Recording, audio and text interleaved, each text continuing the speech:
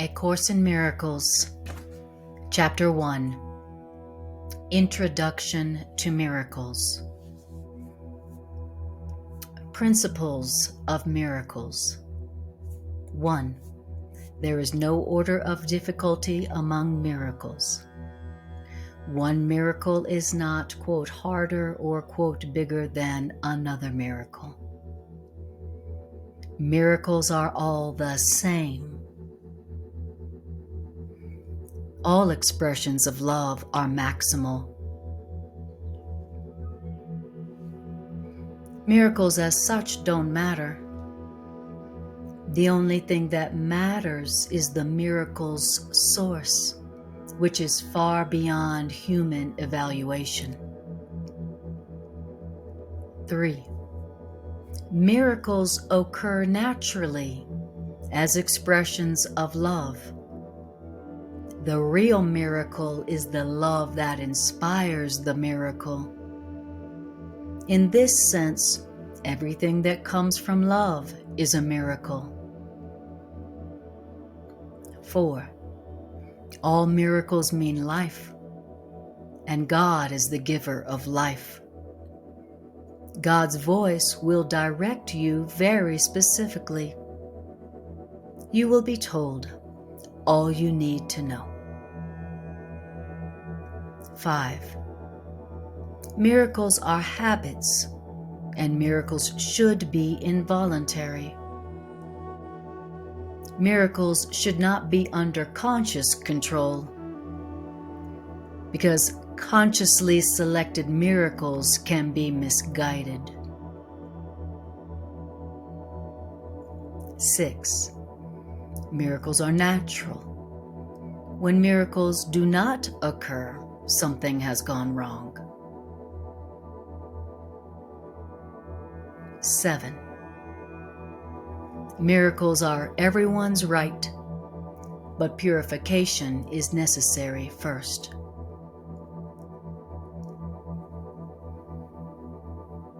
Miracles are a form of healing.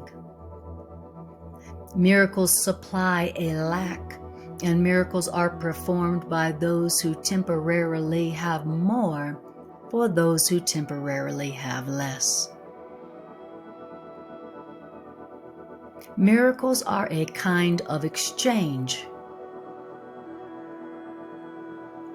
And like all expressions of love, which are always miraculous in the true sense, the exchange reverses the physical laws, as the miracles bring more love both to the giver and the receiver. 10. The use of miracles as spectacles to induce belief is wrong, or better, a misunderstanding of miracles' purpose. Miracles are really used for and by believers.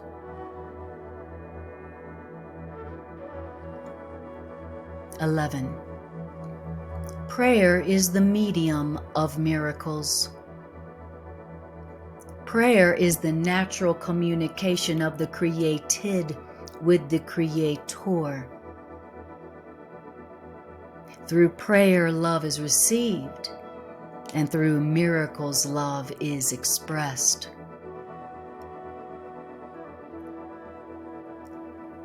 12. Miracles are thoughts. Thoughts can represent lower order or higher order reality. And this is the basic distinction between intellectualizing and thinking.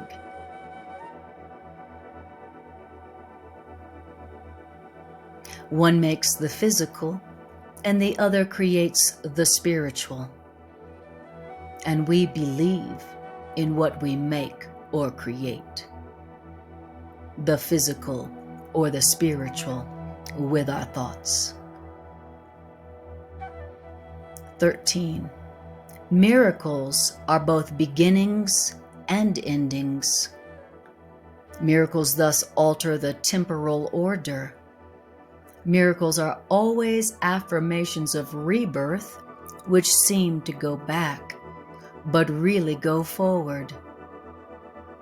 Miracles undo the past in the present and thus release the future.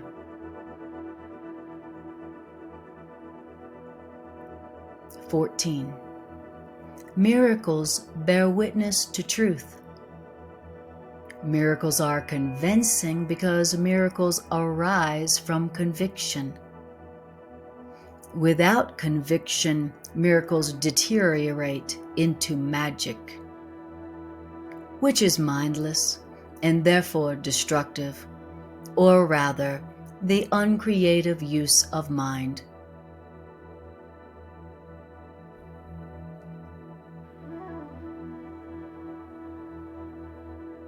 Each day should be devoted to miracles. The purpose of time is to enable man to learn to use time constructively. Time is thus a teaching device, and time is a means to an end.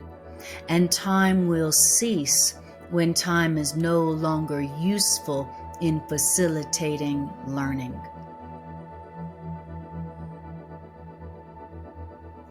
Miracles are teaching devices for demonstrating that it is more blessed to give than to receive.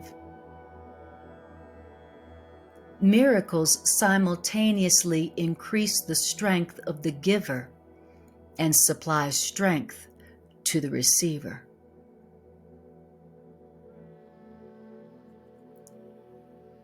(17) Miracles are the transcendence of the body. Miracles are sudden shifts into invisibility, away from a sense of lower order reality. And that is why miracles heal.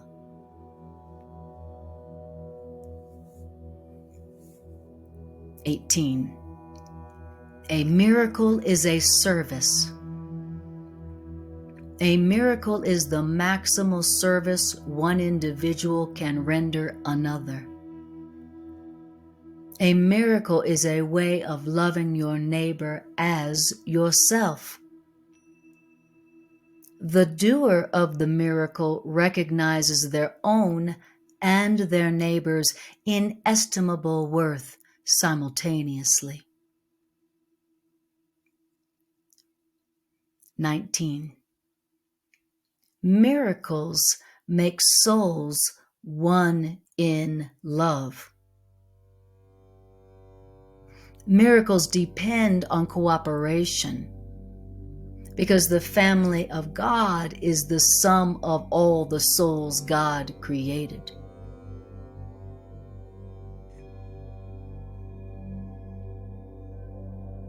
Miracles, therefore, rest on the laws of eternity, not of time.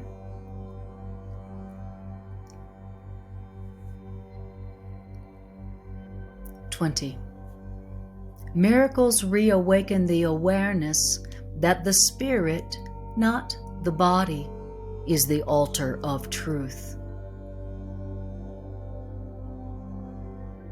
The awareness that the spirit, not the body, is the altar of truth is the recognition that leads to the healing power of the miracle.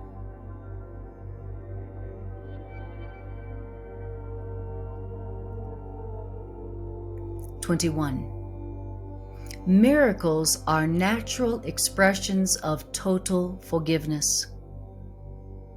Through miracles, you can accept God's forgiveness by extending forgiveness to others.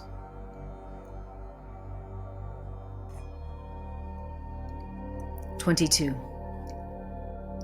Miracles are associated with fear only because of the fallacious belief that darkness can hide.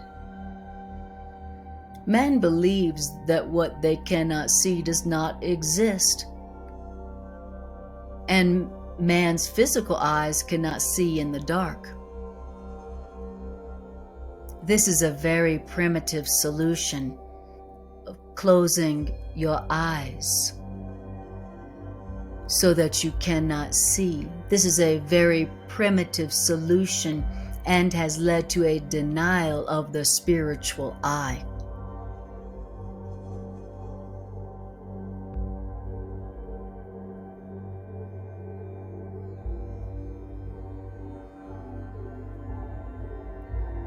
Believing that darkness can hide by closing your eyes is a very primitive solution and has led to a denial of the spiritual eye.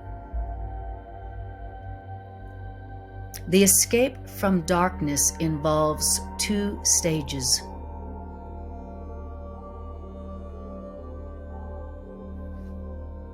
The first stage of the escape from darkness is the recognition that darkness cannot hide. And this step of recognizing that darkness cannot hide, this step usually entails fear. The second stage of escape from darkness involves the recognition that there is nothing you want to hide, even if you could. And this step of recognizing there is nothing you want to hide, even if you could, brings escape from fear.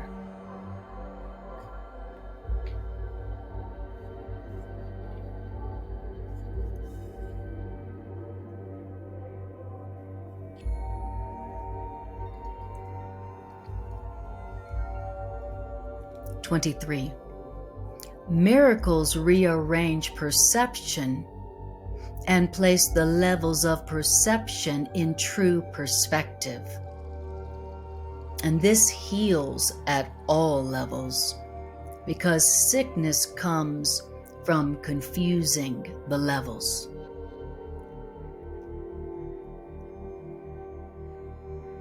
(26) When you have become willing to hide nothing, you will not only be willing to enter into communion, but you will also understand peace and joy. Your commitment is not yet total, and that is why you still have more to learn than to teach. But when your equilibrium between teaching and learning stabilizes, you will be able to teach as much as you learn, which will give you the proper balance. Meanwhile, remember that no effort is wasted. Because unless you remember that no effort is wasted, you cannot avail yourselves of my efforts, which are limitless.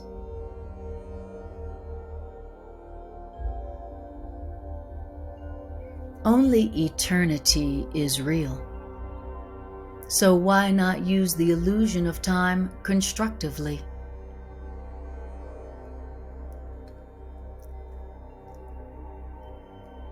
(24) Miracles enable man to heal the sick and raise the dead.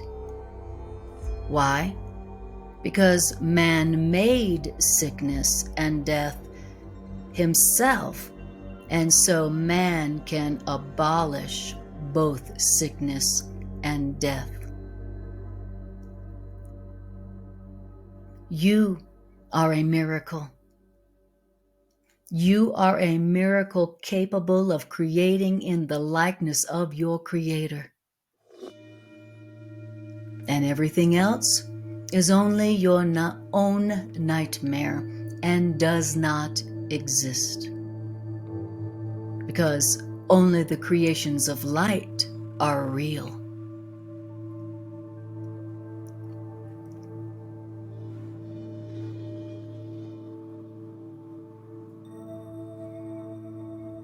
25. Miracles are part of an interlocking chain of forgiveness, which, when completed, is the atonement.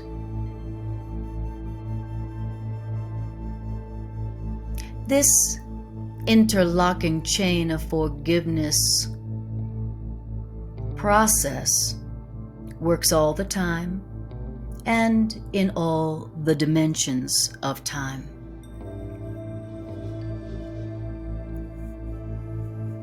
29. I am in charge of the process of atonement, which I undertook to begin.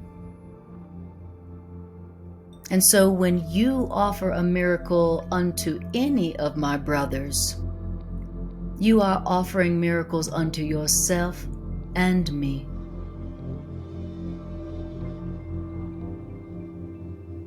The reason you come before me is that I do not need miracles for my own healing, but I stand at the end of the healing process in case you fail temporarily. The purpose of my part in the healing plan, in the atonement, is the canceling out of all lacks of love which men could not otherwise correct for themselves. The word, quote, sin should be changed to, quote, lack of love. Because sin is a man-made word with threat connotations, which man made up themselves. No real threat is involved anywhere. And nothing is gained by frightening yourselves.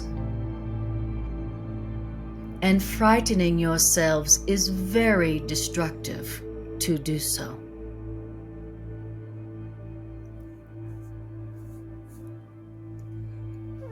(26) Miracles represent freedom from fear. The word atoning really means undoing.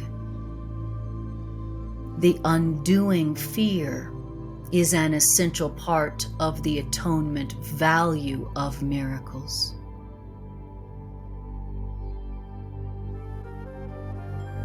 The purpose of the undoing process, the atonement, is to restore everything to you, or rather to restore it to your awareness. You were given everything when you were created, just as everyone was. And when you have been restored to the recognition of your original state, you naturally become part of the healing process yourself for humanity. As you share my inability to tolerate lack of love in yourself and others, you must join the great crusade to correct the lack of love in yourself and others. The slogan for the crusade is listen, learn, and do. Listen to my voice, learn to undo error, and do something to correct it. The first two, listening to my voice and learning to undo error, are not enough. The real members of my party are active workers.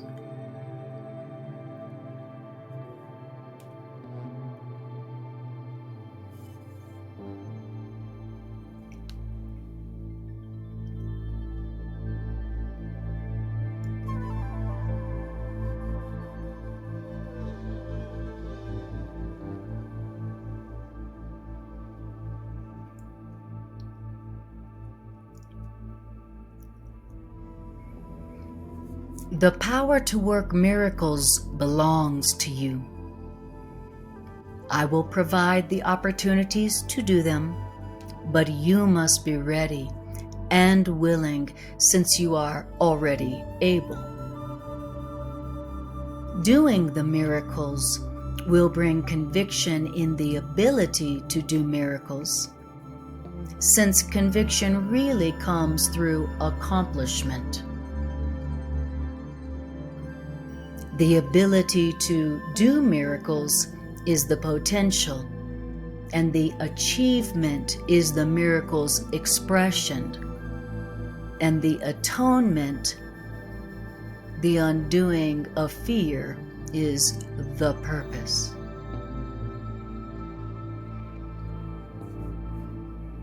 (27)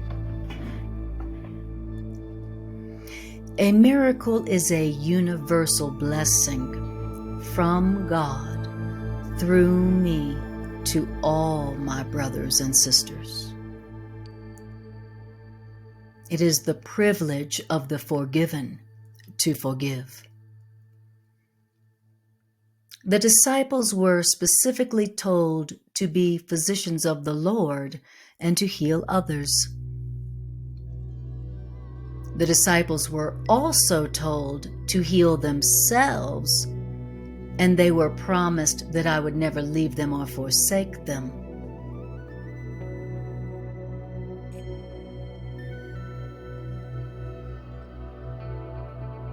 The healing plan for man is the natural profession of the children of God, because the children of God have professed me. The quote, "heaven and earth shall pass away," simply means that heaven and earth will not continue to exist as separate states. My word, which is the resurrection and the life, shall not pass away, because life is eternal. You are the work of God, and God's work is wholly lovable and wholly loving. And wholly lovable and wholly loving is how a man must think of themselves in their heart, because this is what you are.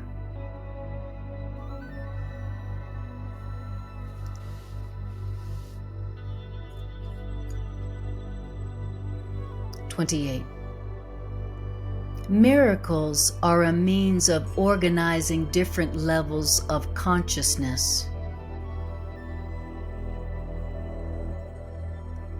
Miracles come from the below or subconscious level. Revelations come from the above or superconscious level.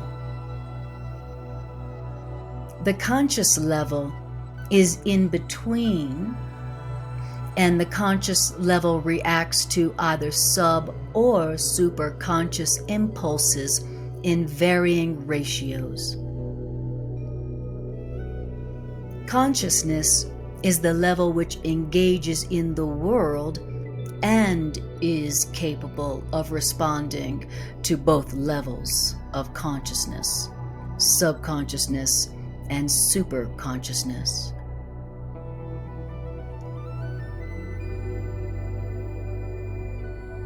Having no impulses from itself and being primarily a mechanism for inducing response, the conscious mind can be very wrong.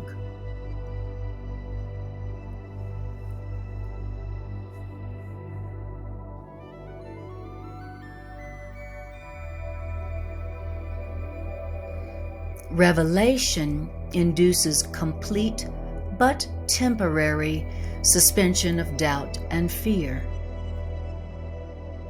Revelation represents the original form of communication between God and God's souls.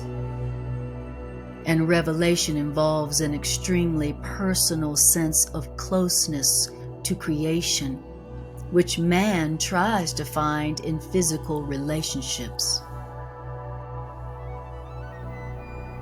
Physical closeness cannot achieve this revelation, this extremely personal sense of closeness to creation. Physical closeness cannot achieve this. The subconscious impulses properly induce miracles, miracles which are genuinely interpersonal, and miracles result in real closeness to others.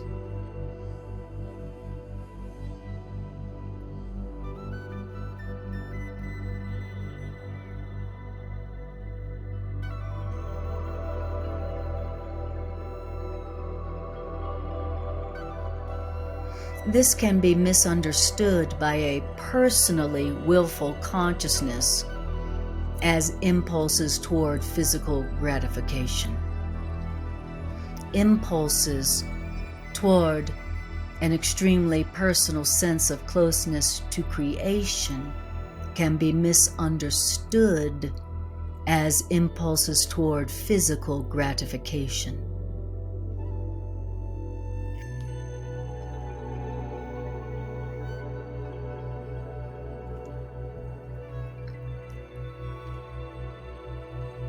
Revelation unites souls directly with God.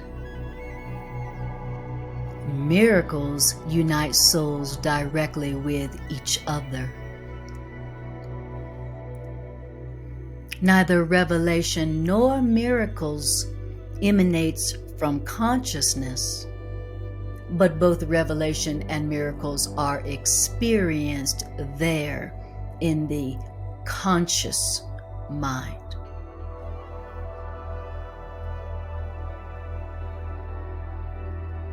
This is essential because consciousness is the state which produces action, though consciousness does not inspire action. Man is free to believe what they choose, and what we choose attest to what we believe. Man is free to believe what he chooses, and what you believe does, and what you choose does attest to what you believe.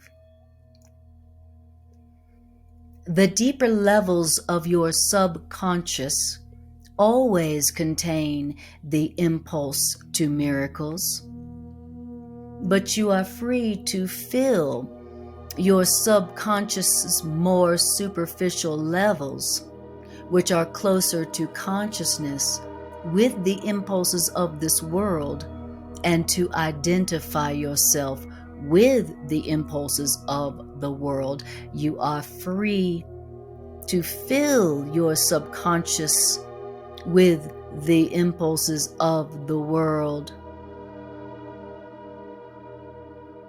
But the deeper levels of your subconscious always contain the impulses to miracles.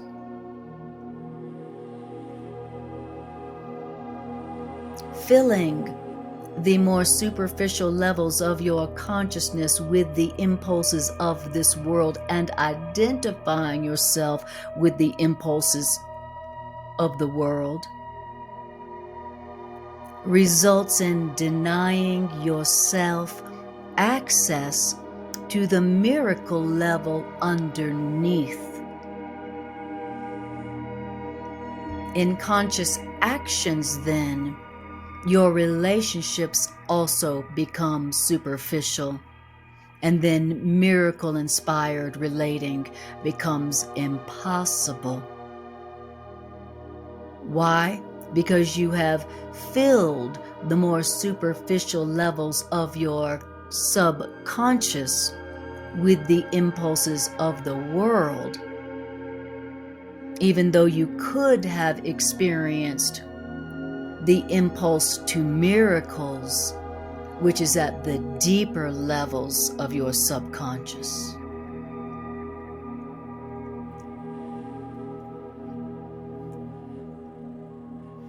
(29) Miracles are a way of earning release from fear.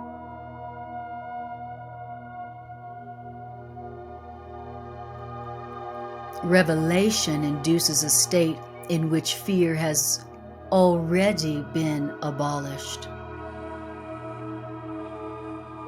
Miracles are thus a means, and revelation is an end. In this sense, miracles and revelations work together. Miracles do not depend on revelation. Miracles induce revelation. Revelation is intensely personal, and revelation cannot actually be translated into conscious content at all. That is why any attempt to describe revelation in words is usually incomprehensible. Revelation induces only experience. Miracles, on the other hand, induce interpersonal action. And miracles are more useful now because of their impersonal nature. In this phase of learning, working miracles is more important than revelation because freedom from fear cannot be thrust upon you.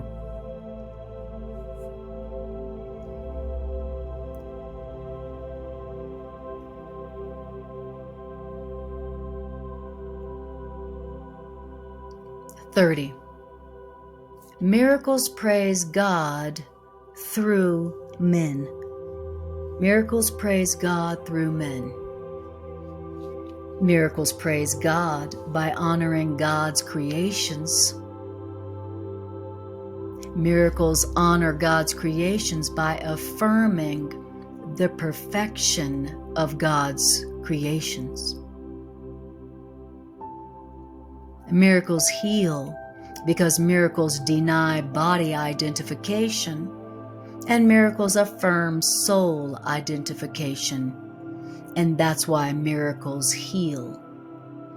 Miracles deny body identification and affirm soul identification. By perceiving the Spirit, miracles adjust the levels of consciousness and see the levels of consciousness in proper alignment.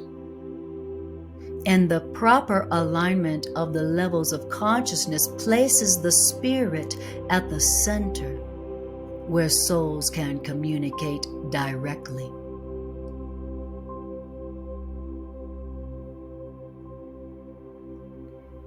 (31) Miracles should inspire gratitude, not awe. Man should thank God for what they really are. The children of God are very holy, and the miracle honors their holiness.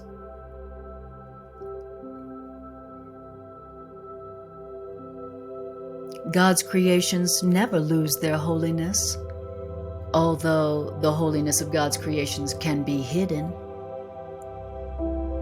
But the miracle uncovers the holiness of God's creations, and the miracle brings the holiness of God's creations into the light where it belongs.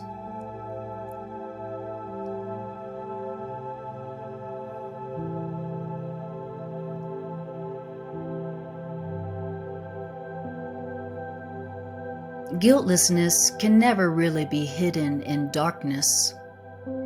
Holiness can never really be hidden in darkness. But you can deceive yourself about your holiness, your sinlessness. Your deception, your deceiving yourself about your innocence, your holiness, makes you fearful. because you know in your heart that your guilt is an illusion.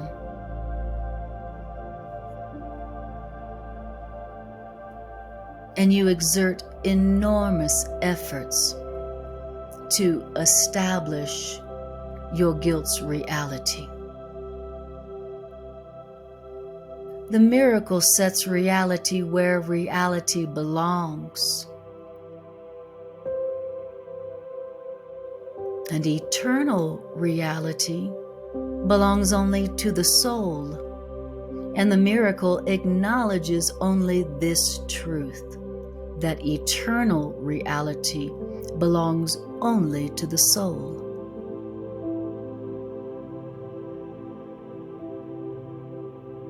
The miracle thus dispels your illusions about yourself and puts you in communion with yourself and God.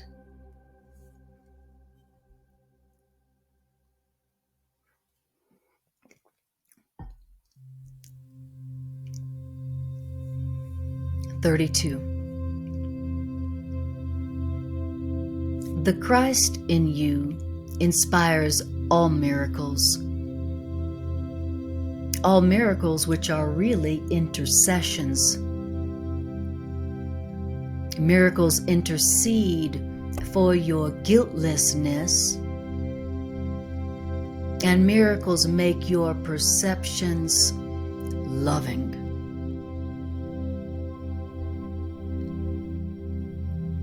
By placing you beyond the physical laws, miracles raise you into the sphere of celestial order.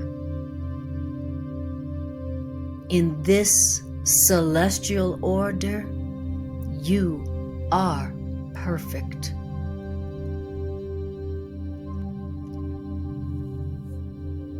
The soul never loses its communion with God.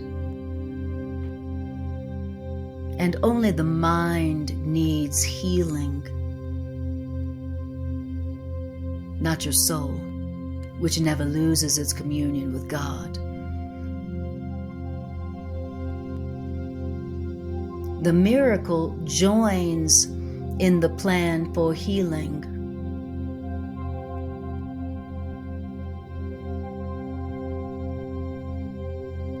By placing your mind in the service of the Spirit.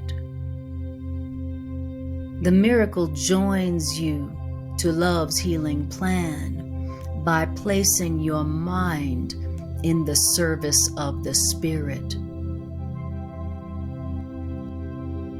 And the miracle placing your mind in the service of the Spirit establishes the proper function of the mind and then corrects the mind's errors.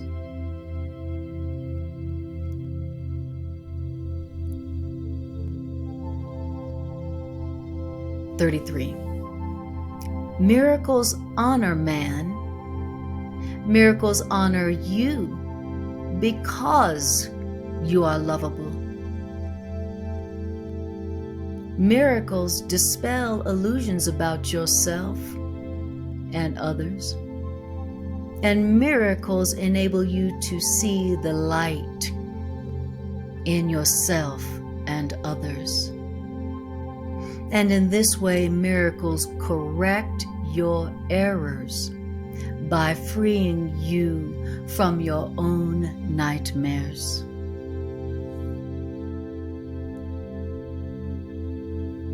Miracles release you from a prison in which you have imprisoned yourself. And by freeing your mind from illusions, from your errors, miracles restore your sanity. Your mind can be possessed by illusions, but your spirit is eternally free. If a mind perceives without love, then that mind perceives an empty shell and that mind is unaware of the spirit within it.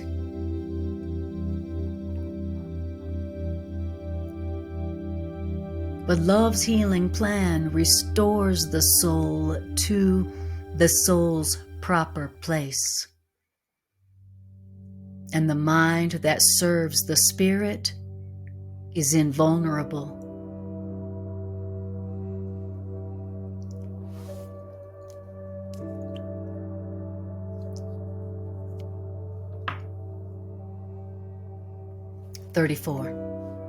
Miracles restore the soul to its fullness.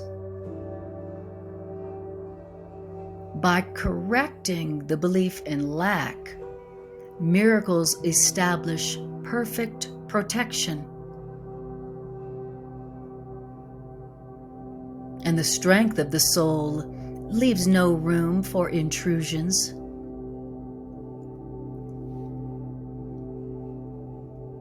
The forgiven are filled with the soul, and the forgiven forgive in return. It is the duty of the released to release others.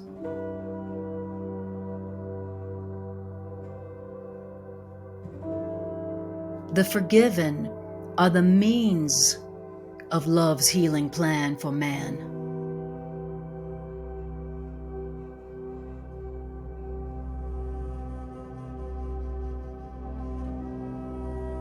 Those released by love must join in releasing others.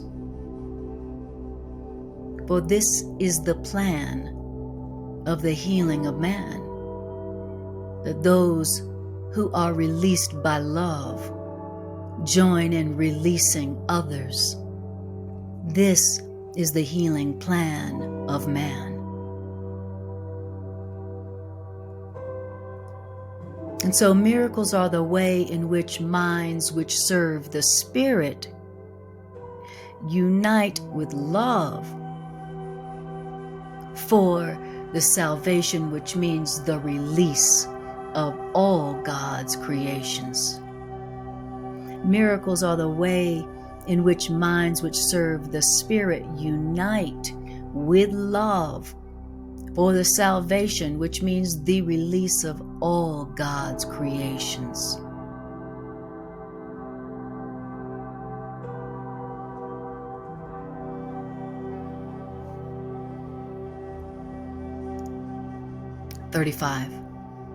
Miracles are expressions of love. But it does not follow that miracles will always be effective. I am the only one who can perform miracles indiscriminately because I am the healing plan of man. Now you have a role in the healing plan of man, which I will dictate to you. And so ask me which miracles you should perform. And you asking me which miracles you should perform spares you exhaustion, because you will be acting under direct communication.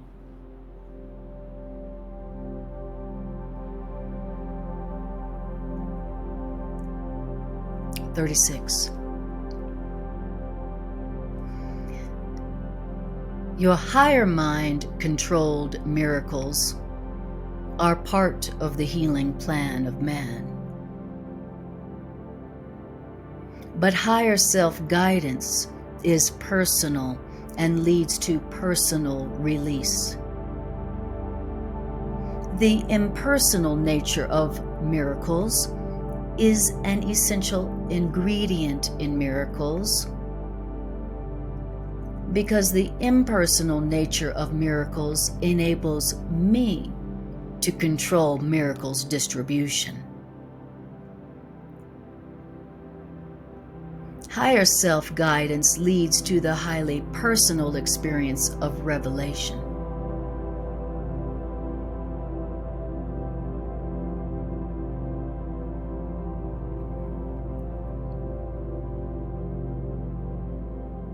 This is why revelation involves personal choice. A guide does not control, but a guide does direct, leaving the following up to you.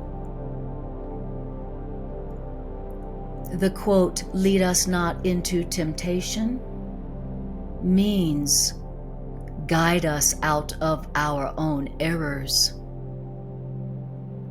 The quote, "Take up thy cross and follow me," it means recognize your errors and choose to abandon them by following my guidance.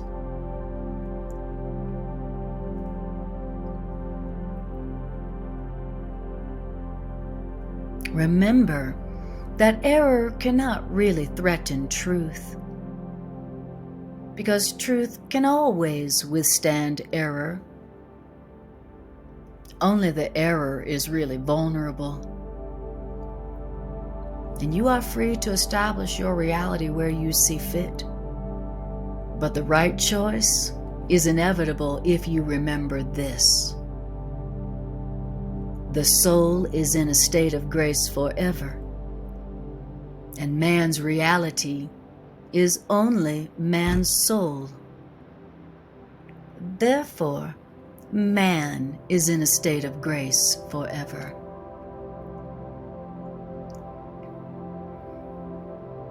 The soul is in a state of grace forever. Your reality is only your soul. Therefore, you are in a state of grace forever.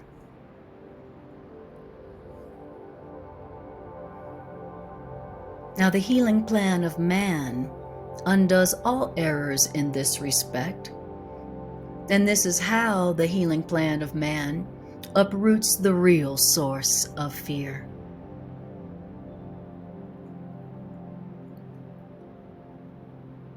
Whenever God's reassurances are experienced as threat, it is always because you are defending misplaced and misdirected loyalty. And that is what projection always involves, defending misplaced and misdirected loyalty. Error is a lack of love. When you project your lack of love onto others, you do imprison others. But you imprison others only to the extent that you are reinforcing errors that they have already made.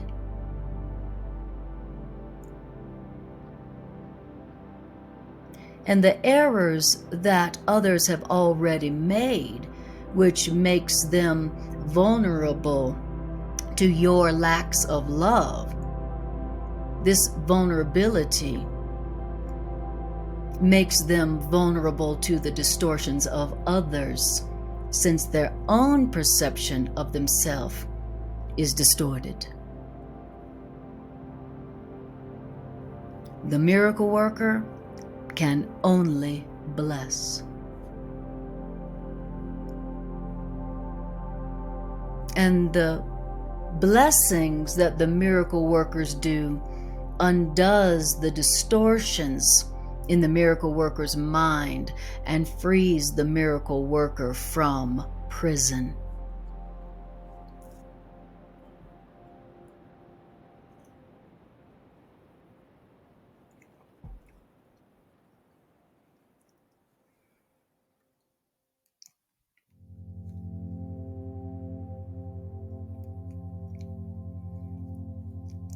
(37) Miracles are examples of right thinking.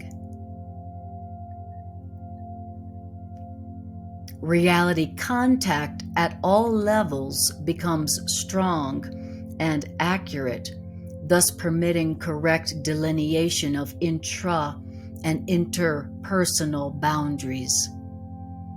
As a result, the doer's perceptions are aligned with truth as God created truth.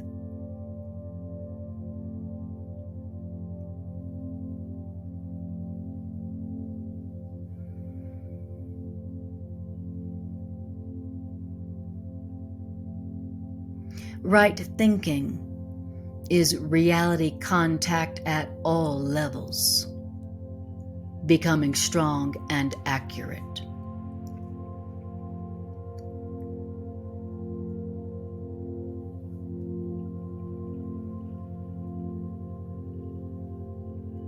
From miracles, the doer of miracles' perception is aligned with truth as God created truth.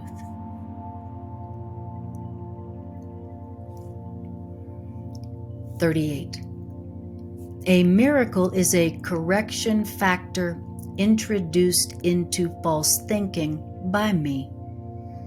And the miracle, once introduced into false thinking by me, the miracle acts as a catalyst, shaking up erroneous perception and reorganizing perception properly.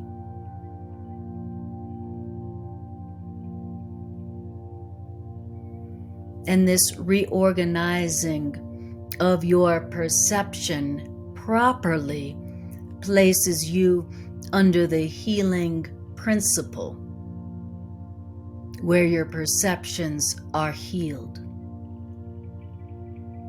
Until your perception is reorganized properly by the miracle correction introduced into your false thinking by me, until this has occurred, revelation of the divine order is impossible.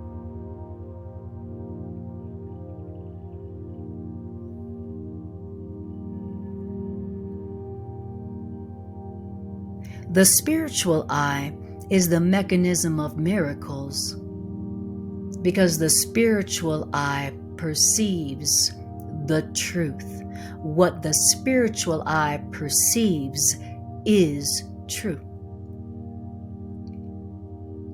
The spiritual eye perceives both the creations of God and the creations of man. Among the creations of man, the spiritual eye can also separate the true from the false by the spiritual eye's ability to perceive totally rather than selectively. The spiritual eye, thus, becomes the proper instrument for reality testing. Reality testing, which always involves the necessary distinction between the false and the true.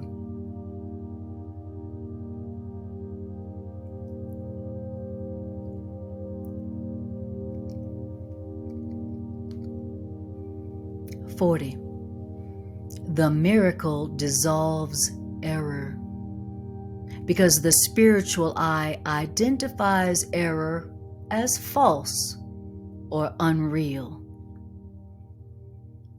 And this is the same as saying that by perceiving light, darkness automatically disappears. Darkness is lack of light, as sin is lack of love. Darkness has no unique properties of its own. Darkness is just an example of the scarcity fallacy, from which only error can proceed. Truth is always abundant, and those who perceive and acknowledge that they have everything have no need for driven behavior of any kind.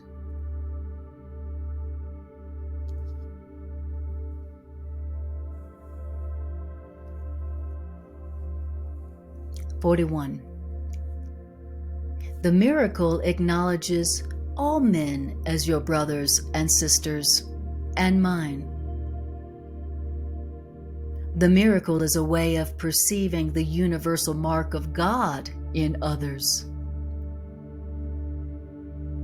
The specialness of God's souls does not stem from exclusion, but from inclusion, all my brothers and sisters are special.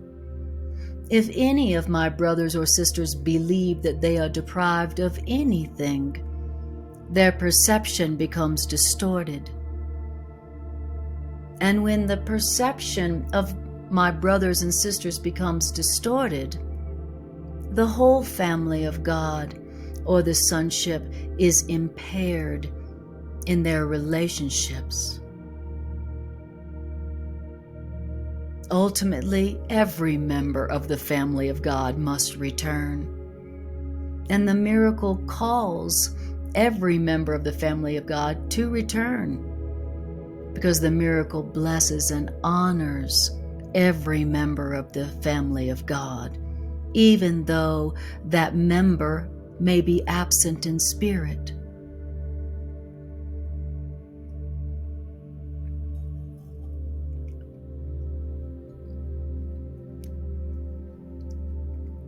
The quote, "God is not mocked," it's not a warning, it's a reassurance on this point. God would be mocked if any of God's creations lacked perfection, lacked innocence.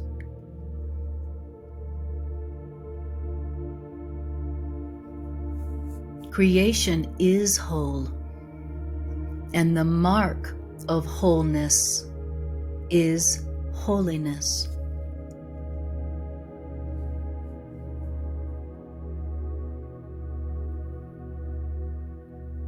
(42) Wholeness is the perceptual content of miracles.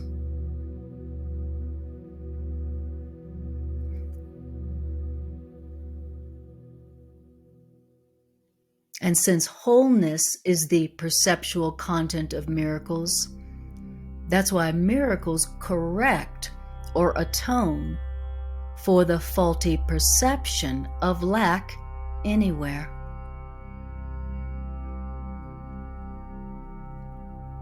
Here we begin to make the fundamental distinction between miracles and projection. The stimulus must precede the response.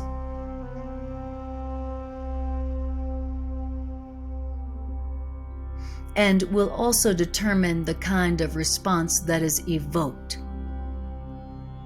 Behavior is response, so that the question, response to what, becomes crucial.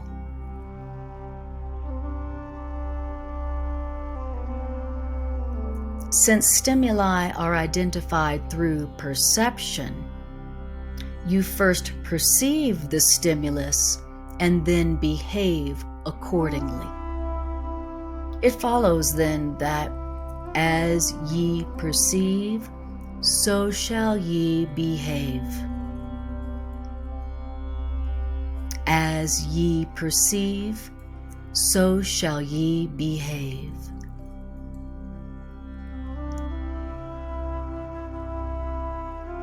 The Golden Rule asks you to behave toward others as you would have them behave toward you.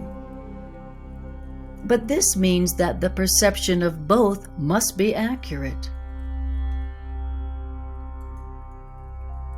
The Golden Rule is the rule for appropriate behavior.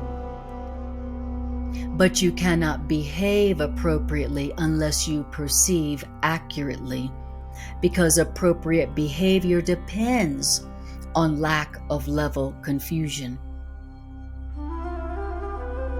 The presence of level confusion, the presence of confusion around cause and effect, always results in variable reality testing, and therefore in variability in behavior appropriateness. Since you and your neighbor are equal members of the same family, as you perceive both you and your neighbors, so will you behave toward yourself and your neighbors. The way to perceive for Golden Rule behavior is to look out from the perception of your own perfection and perceive the perfection of others.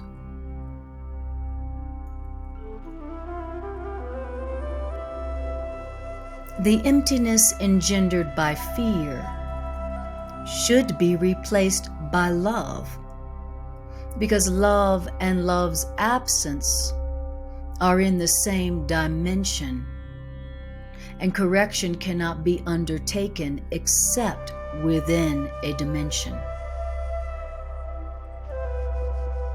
Otherwise, there has been a confusion of levels.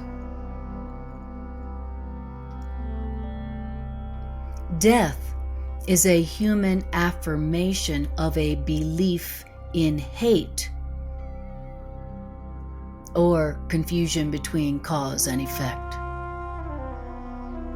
That is why the Bible says there is no death. And it's also why I demonstrated that death does not exist. I came to fulfill the law by reinterpreting the law. The law itself, if properly understood, offers only protection to man. It is those who have not yet changed their minds who entered the, quote, hellfire concept into the law.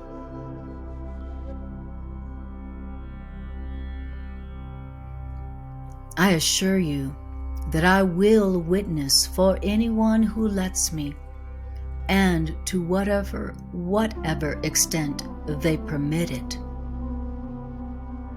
And your witnessing demonstrates your belief and thus strengthens your belief.